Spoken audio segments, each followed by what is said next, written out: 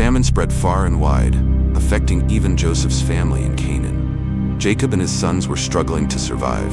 One day, Jacob said to his sons, "I've heard there's grain in Egypt. Go down there and buy some so we can live and not die." 10 of Joseph's brothers set out for Egypt, leaving Benjamin, the youngest, behind with Jacob.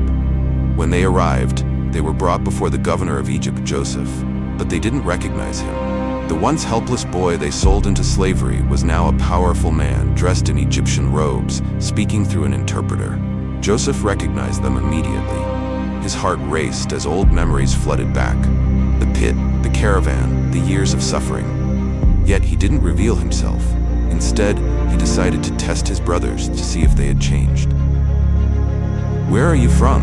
Joseph asked. "We come from Canaan to buy food," they replied.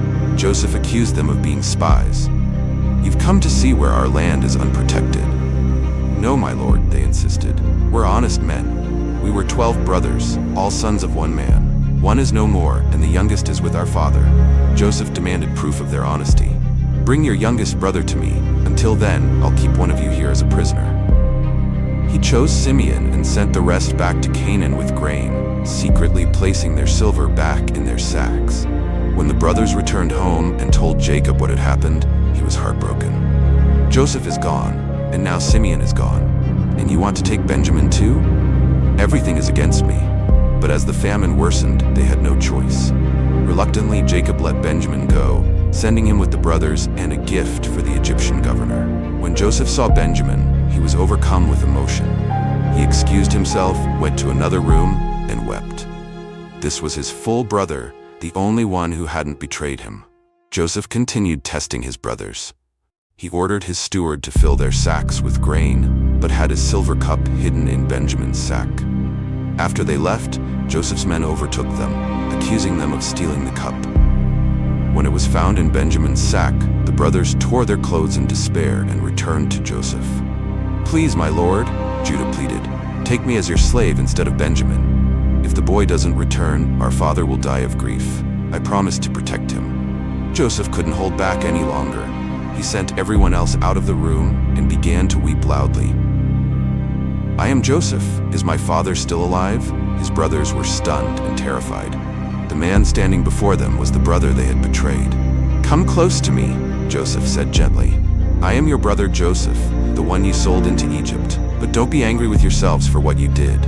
It wasn't you who sent me here, but God. He sent me ahead of you to save lives." Joseph embraced his brothers, and for the first time in years, they were reunited. He sent them back to Canaan with a message for Jacob. "Come to Egypt, bring everyone. I will provide for you during the famine." When Jacob heard that Joseph was alive, he was overwhelmed with joy. "I will go and see him before I die," he said.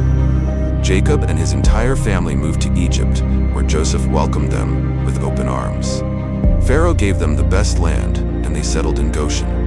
Years later, after Jacob passed away, Joseph's brothers grew worried.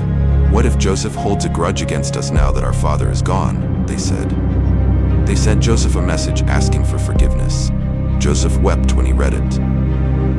"Don't be afraid," he told them. "You intended to harm me, but God intended it for good to accomplish what is now being done, the saving of many lives. I will take care of you and your children."